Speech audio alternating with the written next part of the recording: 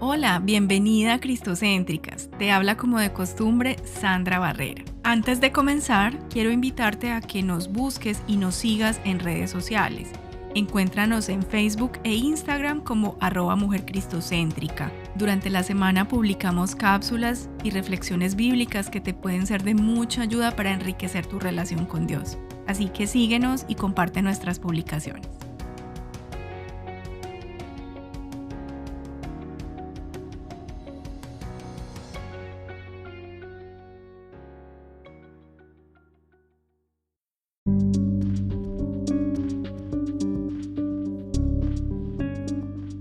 Hola, hoy vamos a seguir hablando de cómo podemos encontrar características y atributos de Dios en el libro de Proverbios. El libro de Proverbios no solamente nos da consejos sabios, prácticos para tener una vida de éxito, sino que también nos da muchísima información acerca de nuestro Padre Celestial.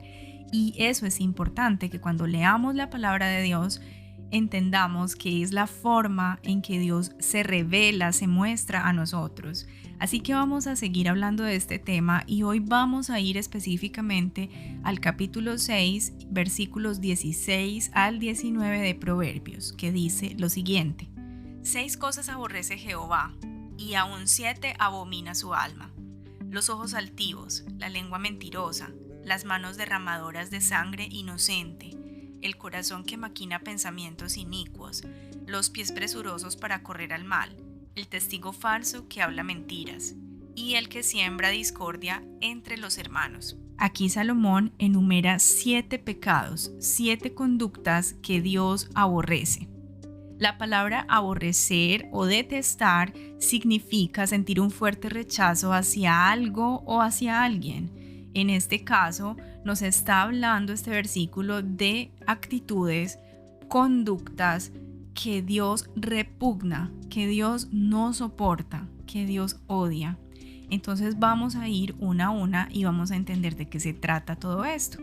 Primero, dice que Dios aborrece los ojos altivos.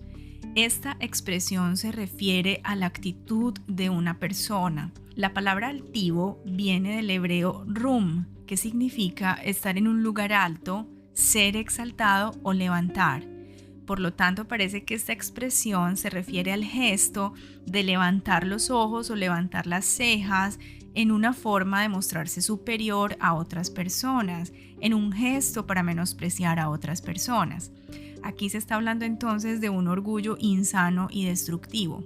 Y la palabra de Dios es bastante clara. Dios resiste a los orgullosos, los rechaza. Santiago capítulo 4 versículo 6 y Primera de Pedro capítulo 5 versículo 5 nos confirman esto. Es importante que leas estos versículos en tu casa y confirmes lo que te estoy diciendo. Dios realmente considera como una abominación la actitud del orgullo. De hecho, no sé si lo sabes, pero el primer pecado manifiesto en el cielo fue el orgullo, que fue cuando Lucifer dijo en su corazón, de acuerdo a Isaías capítulo 14, versículos 13 y 14, lo siguiente: subiré al cielo, en lo alto junto a las estrellas de Dios levantaré mi trono, y en el monte del testimonio me sentaré, en los extremos del norte sobre las alturas de las nubes subiré y seré semejante al Altísimo. Esto es tremendo, son palabras mayores. Lucifer quería ser semejante a Dios, quería ser su propio Dios, quería estar al mismo nivel de su creador. Y este mismo Lucifer fue el que se presentó en el jardín del Edén ante Adán y Eva y les dijo: seréis como dioses. Esa fue la tentación que él puso delante de Adán y Eva, ser igual a Dios. En Génesis capítulo 3 versículo 5 puedes leer esto. Entonces podemos ver aquí que el orgullo fue el primer pecado y por ese pecado entró la desobediencia a nuestra humanidad. Es que nosotros como seres humanos tenemos esa necesidad originada del pecado de ser alguien importantes, de tener ciertos símbolos de posición, uno de los cuales es la independencia de Dios mismo. En otras palabras, en el fondo uno quiere ser su propio Dios. gobernarse a sí mismo, ser completamente autónomo y no depender de nadie. Resulta que las personas que rechazan a Cristo o que solamente simpatizan con Cristo, pero realmente nunca rinden su vida a Él, están siendo esclavas del pecado del orgullo. El ser humano es tan pequeño, pero cree que va a conseguir su propia salvación. Hay personas que creen que se pueden salvar a sí mismos, que no necesitan a un Dios. Creen que no necesitan tener a un Salvador que muera por ellos y que cuando lleguen a su presencia podrán ocupar el lugar de Dios porque se consideran tan buenos como Él. Ellos creen que podrán sentarse justamente junto a Él. Quiero decirte lo siguiente: nadie puede salvarse a sí mismo. Nadie tiene la capacidad de cumplir las demandas de justicia del Dios todopoderoso y perfecto. Dios resiste a los soberbios y tiene respeto y consideración por los humildes. Más adelante, en el mismo libro de Proverbios, capítulo 11, versículo 2, dice lo siguiente: cuando llega la soberbia, llega también la deshonra. En el libro de Job, en el capítulo 40, versículo 12, dice lo siguiente: mira a todo soberbio y humíllalo y destruye a los impíos donde quiera que estén. ¿Qué quiere decir esto? El paso previo para la deshonra, el paso previo al fracaso, es el orgullo, es la soberbia. En las bienaventuranzas del Sermón del Monte que dio Jesús, en el capítulo 5 de Mateo, el Señor Jesús dijo lo siguiente: bienaventurados los pobres en espíritu, porque de ellos es el reino de los cielos. Y esto dijo el salmista en el Salmo 131: Señor, no se ha envanecido mi corazón, ni mis ojos se enaltecieron, ni anduve en grandezas, ni en cosas demasiado sublimes para mí. Necesitamos ocupar un lugar humilde y decir: Señor, soy débil, no puedo hacerlo, te necesito. Dios dijo por medio de Isaías, capítulo 66, pero yo miraré a aquel que es pobre y humilde de espíritu y que tiembla a mi palabra. Tremendo. La altivez nos acerca a Satanás, mientras que la humildad nos acerca a Dios. Dios está dispuesto a recibir al humilde, pero como nos dicen todos estos pasajes bíblicos, al altivo lo rechaza, lo abomina, lo detesta. Un hombre o mujer altivo no puede tener éxito contra Dios, incluso si une fuerzas contra Dios, como lo hicieron en Babel, en el capítulo 11 de Génesis. No quedarán impunes. Esto nos dice Proverbios 16:5. Abominaciones a Jehová todo altivo de corazón y no quedará impune. Clarísima la palabra de Dios. De este modo, Proverbios nos muestra la seriedad del orgullo como un pecado que nos distancia de Dios, como un pecado que Dios abomina. Continuemos entonces. El pasaje nos habla de una segunda conducta que es la lengua mentirosa. En este episodio no voy a hablar de la lengua mentirosa y tampoco voy a hablar del testigo falso que habla mentiras. ¿Por qué? Porque este tema ya lo hablamos en un episodio anterior, titulado La verdad sobre la mentira. Así que si quieres profundizar acerca de lo que Dios piensa sobre este pecado, pues te invito a que vayas y escuches ese episodio. Así que vamos a saltar la siguiente conducta que dice: las manos que derraman sangre inocente. La mano en el mundo antiguo significaba tener poder o tomar la autoridad sobre algo. Estar bajo la mano de alguien significaba estar sometido a su voluntad. Esto lo puedes encontrar en pasajes como Éxodo 3, versículo 8, Jueces 2:16 y Lucas 24:7. Así, los que derraman sangre buscan tener el poder sobre otros. Derramar sangre es un eufemismo para hacer violencia o asesinar a otro. Desde el tiempo de la primera familia que existió sobre la tierra, con el asesinato de Abel a manos de Caín, el juicio de Dios ha sido muy claro acerca de los que derraman sangre inocente. En Apocalipsis, Dios dice que los que no entran al cielo son cobardes e incrédulos, los abominables y homicidas. Su herencia será el lago que arde con fuego y azufre, que es la muerte segunda. Esto está en Apocalipsis 21, versículo 8. Un asesino que nunca se arrepiente de su pecado es especialmente odioso e inaceptable ante Dios y ante los hombres. Dios dice que el asesino debe ser castigado porque arrebató a alguien algo que Dios dijo que era sagrado, la vida humana. Piensa, por ejemplo, en lo que pasa actualmente con el aborto. ¿Quién más inocente que un embrión? Escucha los siguientes datos que son, a mi parecer, espeluznantes. En promedio, se produjeron 56 millones de abortos inducidos en todo el mundo por cada año entre 2010 y 2014. Esto quiere decir que el 25% de todos los embarazos terminaron en aborto en esos 4 años. Este es un aumento de 50 millones de abortos anuales respecto a la década anterior. Segundo dato, cada año en todo el mundo hubo 35 abortos por cada 1.000 mujeres de 15 a 44 años en estos 4 años de 2010 a 2014. En Estados Unidos esta cifra se ubica en 13.5 por cada 1.000 mujeres.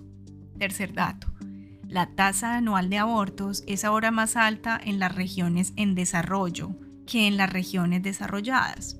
En las regiones en desarrollo son 37 de cada 1.000 mujeres y en las regiones desarrolladas son 27 de cada 1.000 mujeres.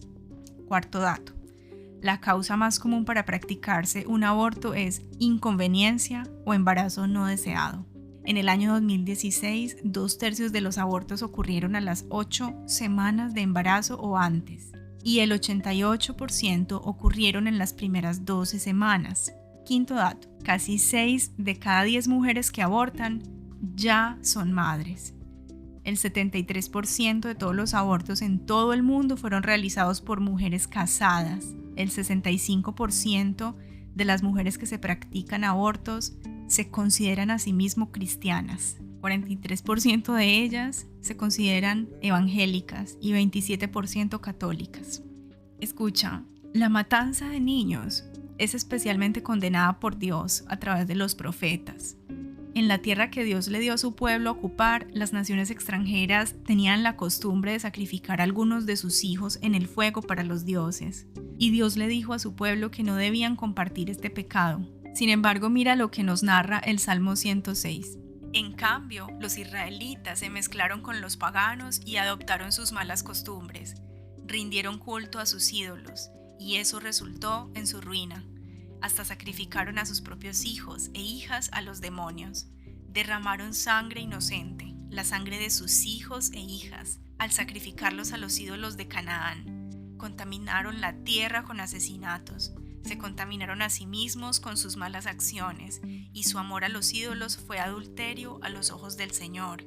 Por eso el enojo del Señor se encendió contra su pueblo, y él aborreció a su posesión más preciada.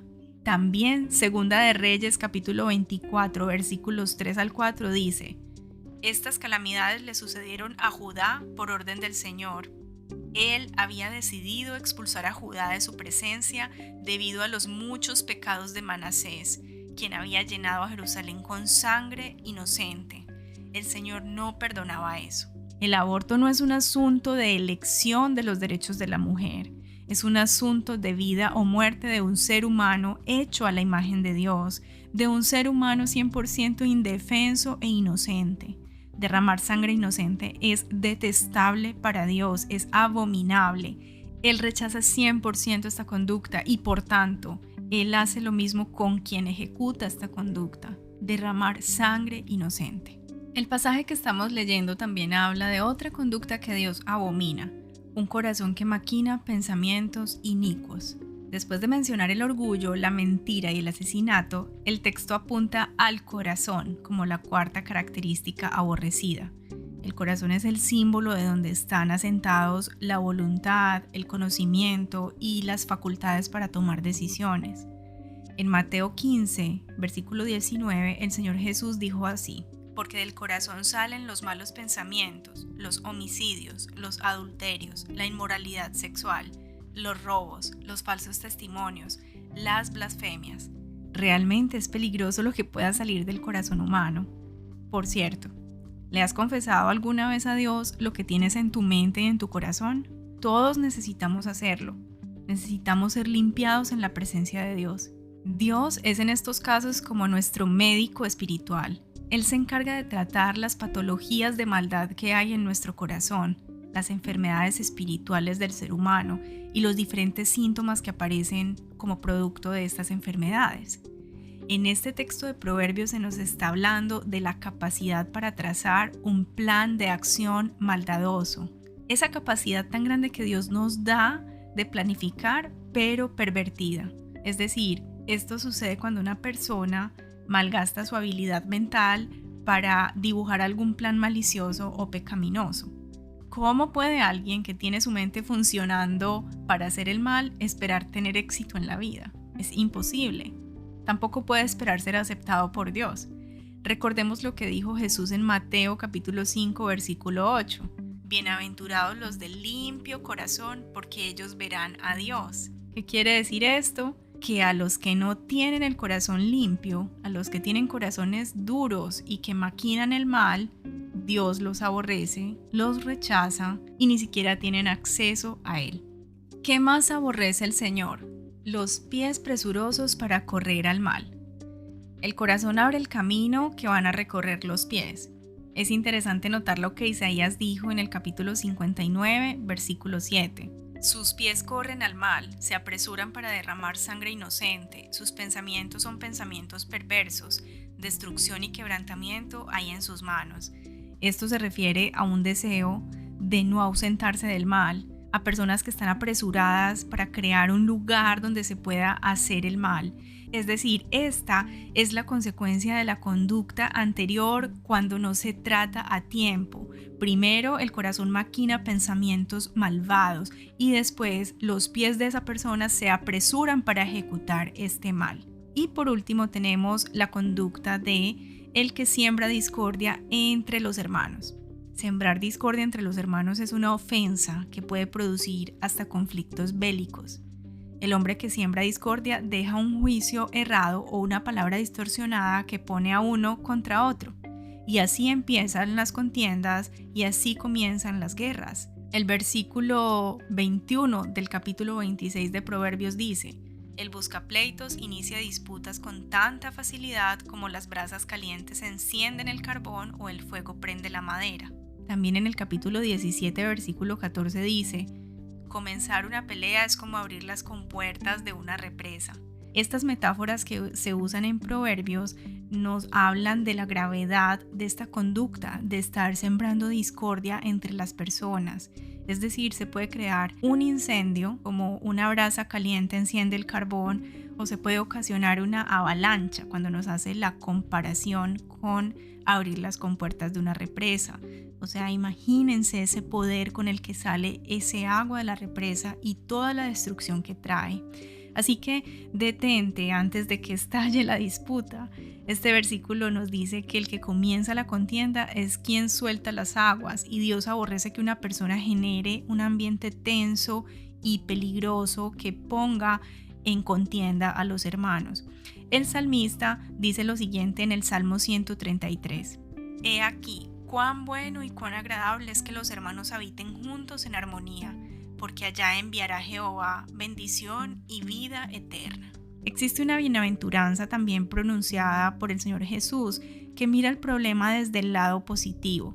Está en Mateo capítulo 5 versículo 9 y dice: bienaventurados los pacificadores, porque serán llamados hijos de Dios. Hay verdaderas multitudes de personas que están sembrando la discordia y no están todos motivados políticamente. La encontramos en nuestra propia familia a veces, en nuestro propio barrio e incluso dentro de la misma iglesia local. Quizás tú tengas uno en tu hogar o quizás en tu trabajo, no sé, o quizás seas tú. El causar problemas entre los miembros de la familia o entre la iglesia es algo que Dios aborrece. No sé si te diste cuenta. La mayoría de estos pecados están relacionados con algo que hacemos en nuestro cuerpo o a través de nuestro cuerpo. Los ojos altivos, la lengua que miente, los pies que se apresuran al mal. Recordemos lo que Pablo escribió en Romanos acerca de presentar las partes de nuestro cuerpo, nuestros miembros, a Dios para las obras de justicia, no para obras de pecado. Romanos 6, versículo 13 dice lo siguiente: No dejen que ninguna parte de su cuerpo se convierta en un instrumento del mal para servir al pecado. En cambio, entréguense completamente a Dios, porque antes estaban muertos, pero ahora tienen una vida nueva. Así que usen todo su cuerpo como un instrumento para hacer lo que es correcto para la gloria de Dios. Este versículo tiene completa relación con lo que estamos aprendiendo de Proverbios 6. Esta colección de 7 pecados que nos presenta Salomón también se centra en cómo tratamos a los demás.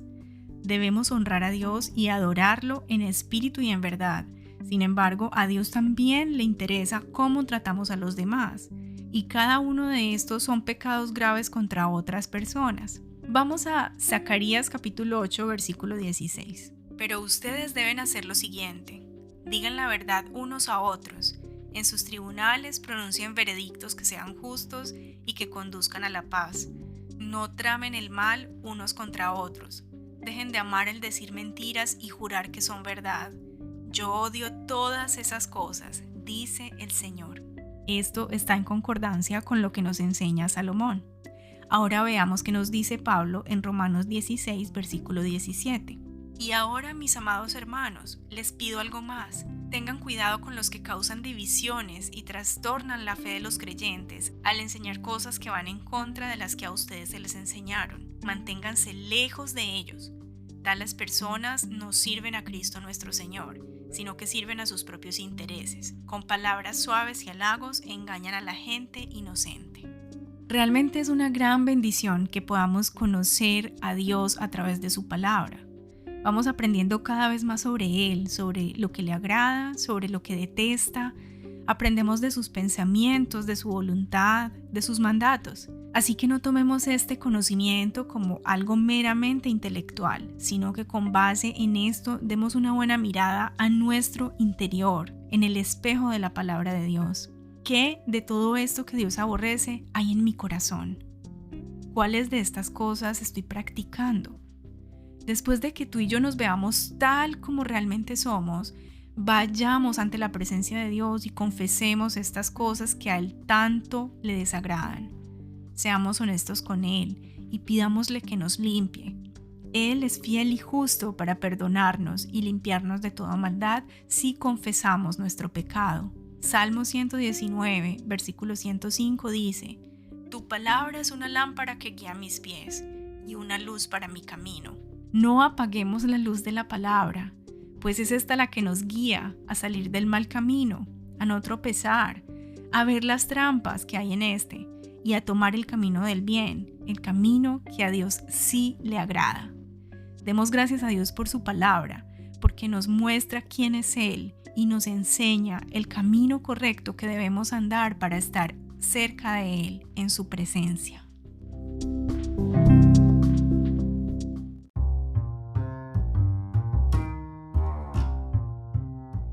Hasta aquí nuestro mensaje de hoy. Espero que esta reflexión haya sido de bendición para ti. Compártela con tus amigas y familiares. Si tienes alguna pregunta o comentario acerca de lo que hablamos hoy, por favor envíala al correo contacto@cristocentricas.com. También puedes sugerirnos temas para grabar en futuros mensajes. Dios te bendiga.